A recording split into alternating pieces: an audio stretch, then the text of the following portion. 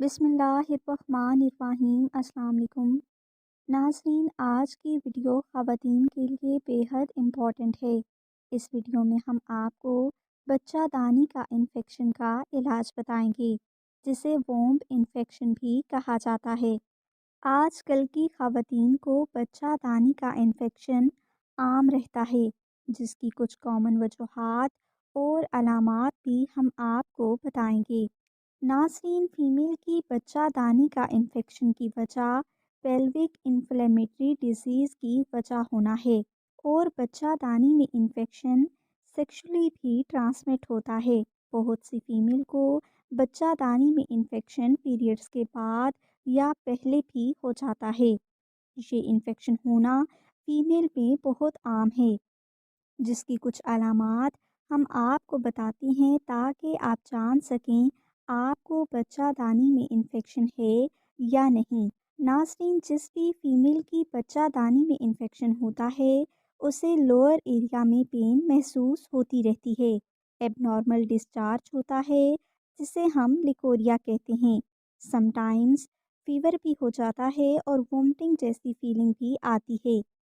ایسی فیمیلز کے پیریڈ بھی ایب نارمل ہوتے ہیں، یورین بہت پین کے ساتھ آتا ہے۔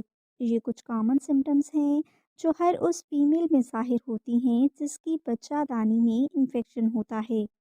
لہٰذا اب ہم آپ کو فیمیل کی بچہ دانی کا انفیکشن کا علاج بتاتے ہیں۔ آپ میڈیکلی ٹریٹمنٹ کے ساتھ ہمارا بتایا جانے والا عمل بھی لازمی کریں۔ انشاءاللہ بہت جلد آپ کو بچہ دانی کے انفیکشن سے نجات مل جائے گی۔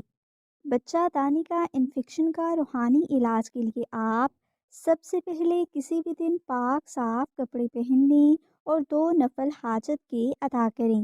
اس کے بعد آپ اول و آخر 3 بار درود ابراہیمی پڑھیں اور درمیان میں آپ 1 بار سورہ تحریم کی تلاوت انتہائی توجہ کے ساتھ کریں۔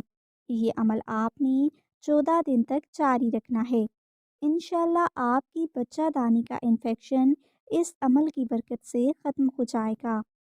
اگر آپ آئندہ زندگی ریپروڈکٹیو ڈیزیزز سے محفوظ رہنا چاہتی ہیں اور یوٹرس کی بیماری سے حفاظت چاہتی ہیں تو آپ عمل کرنے کے ساتھ نقش اسم اعظم کو بھی اپنے پاس لازمی رکھیں۔ انشاءاللہ اس نقش کی برکت سے آپ تمام قسم کی فیمیل ڈیزیزز سے محفوظ رہیں گی اور روحانی طور پر بھی آپ کو کسی قسم کی پریشانی کا سامنا نہیں کرنا پڑے گا۔ اگر آپ کو اس وظیفہ سے ریلیٹڈ یا فیمیل کے کسی بھی ایشو سے ریلیٹڈ مزید انفارمیشن درکار ہو تو آپ ڈاکٹر عبیرہ نور کے واٹس ایپ نمبر پر رابطہ کر سکتی ہیں۔